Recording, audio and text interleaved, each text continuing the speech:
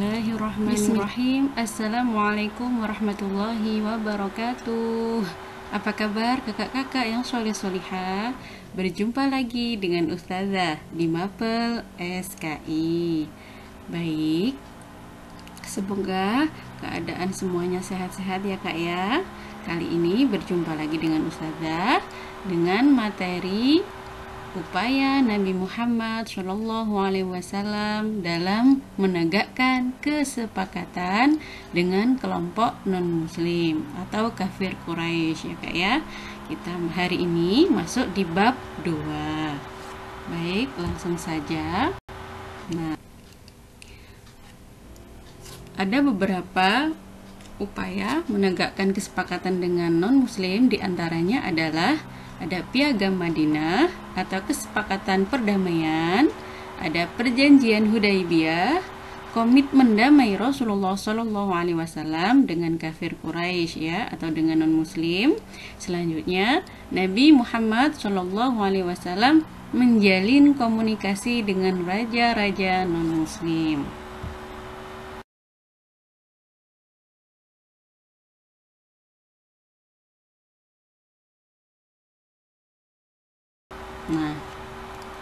Nah, bagian yang A, Piagam Madinah, kesepakatan atau perdamaian. Nah, di sebelah sini ada konten Piagam Madinah. Apa sih isinya?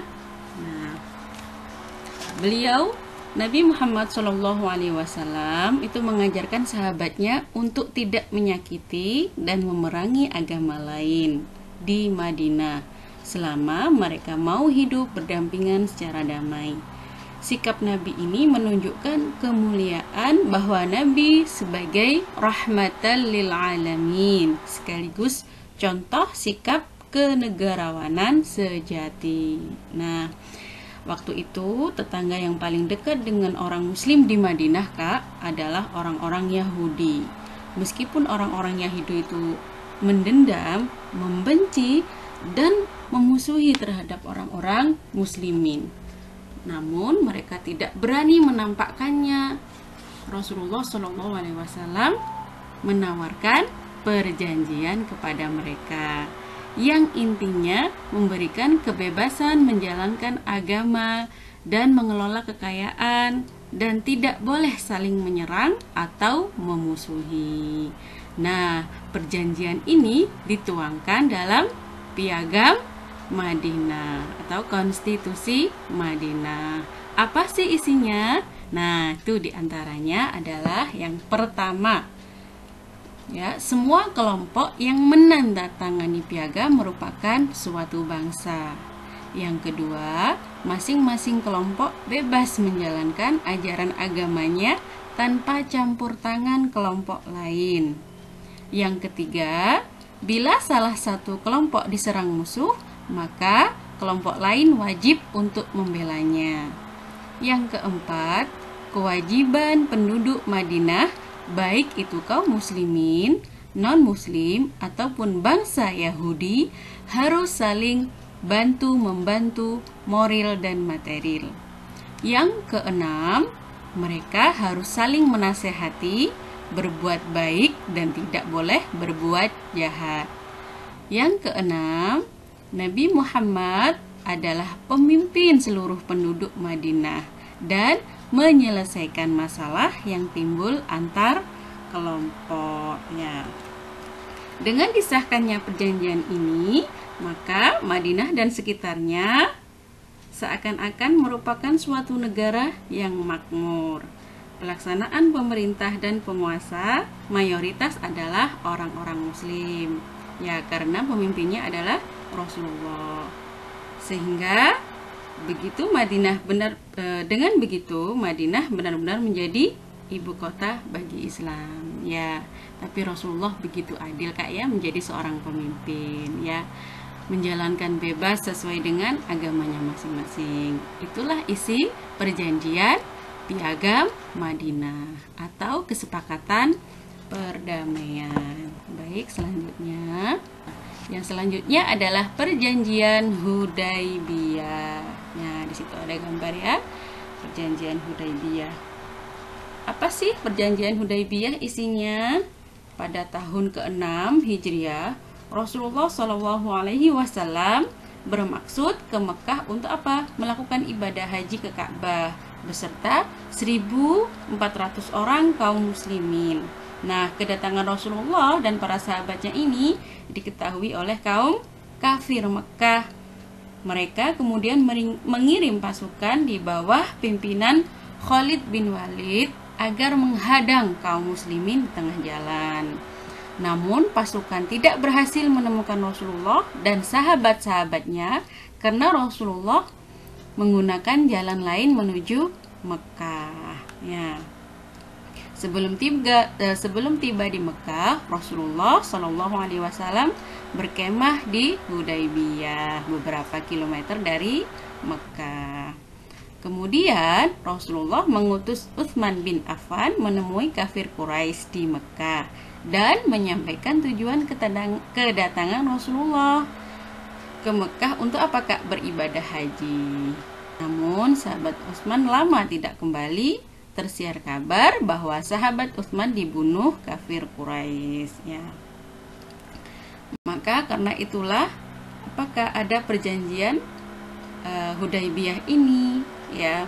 Rasulullah mengutus Utsman kepada kafir Quraisy bahwa mereka ingin naik haji dengan jumlah 1.400 orang. Tapi karena dihadang, jadi Rasulullah mengadakan kesepakatan perjanjian. Tadi sudah kesepakatan, ya Kak, yang ini perjanjian yang isinya diantaranya adalah yang harus disepakati kaum muslimin dan kaum kafir Quraisy Mekah.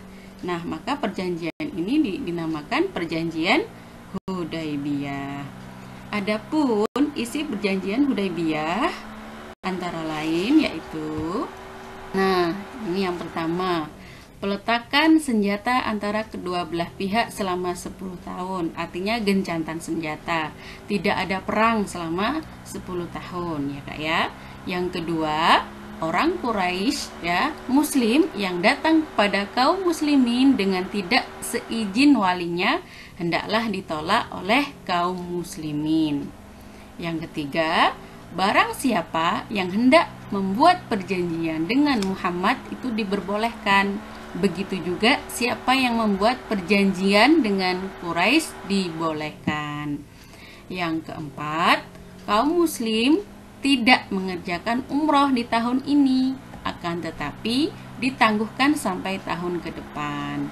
Di tahun depan, kaum muslimin memasuki kota Mekah sesudah Quraisy keluar. Nah, kaum muslimin memasuki kota Mekah dan tidak boleh membawa senjata. Nah, itulah Kak isi perjanjiannya, ya.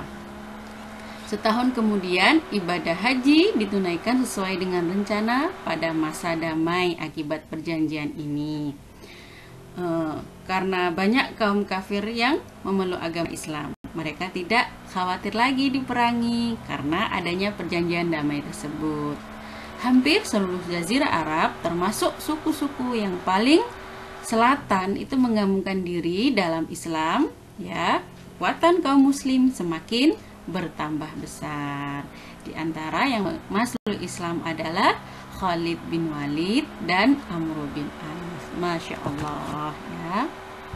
Nah, selanjutnya Nabi Shallallahu Alaihi Wasallam berkomunikasi dengan raja-raja non-muslim. Nah, kalian bisa di situ setelah perjanjian disepakati, ya, Rasulullah mempunyai kebebasan menjalin komunikasi dengan raja-raja di Jazirah Arab tanpa halangan dari kaum kafir Mekah.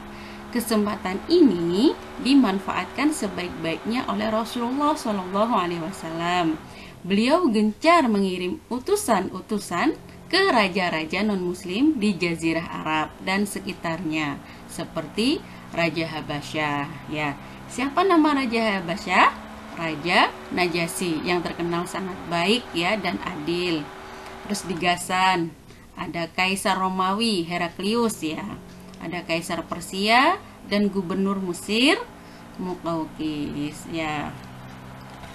Di samping mengirim surat ke berbagai raja non-muslim, Rasulullah juga menertibkan golongan Yahudi di Madinah yang berkhianat, ya, dan menjadi musuh dalam selimut, ya. Kaum Yahudi sudah 3 kali melakukan pengkhianatan. Oleh karena itu, pada tahun ke-7 Hijriah, kota Khaybar sebagai kota pertahanan Yahudi dikepung.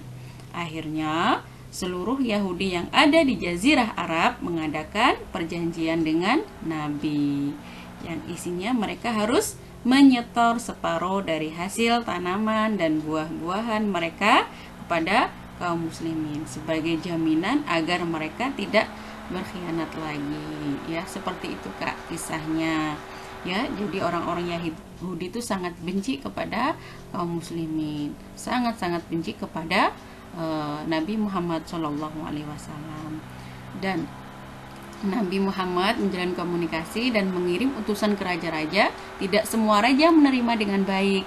Ada yang menerima baik, ada yang bahkan utusan menyebarkan dakwah Islam itu bahkan ada yang dibunuh Kak, gitu ya. Jadi penuh dengan resiko, ya. Memang Masya Allah perjuangan dakwah Rasulullah itu sangat berat Kak cobaannya, ya. Sampai awalnya kalian sudah awal mula dakwah Rasulullah itu kan ini ya, secara sembunyi-sembunyi dan terang-terangan, ya, sehingga ditindas. Kenapa kemarin ada tahun baru Hijriah, ya? Karena Rasulullah melindungi apa Kak? Melindungi iman Islam, melindungi Islam, ya. Apapun yang terjadi, ya, Islam harus tegak, akidah harus tegak, bahwa menyelamatkan agama Allah, menyelamatkan tauhid, ya. Mungkin itu Kak sejarah singkat yang dapat Ustazah sampaikan. Nah, untuk lebih dalam lagi kalian bisa membaca bukunya atau cari referensi lain ya Kak, ya, bisa searching di Google, ya. Karena Ustazah pun senang dengan pelajaran sejarah Kak. Karena apa? Karena sejarah itu benar-benar terjadi, ya, dan kita bisa mengambil hikmah. Berbeda dengan dongeng ya Kak, ya. Kisah ini benar-benar terjadi, apalagi di Al-Quran sudah dikisahkan, ya.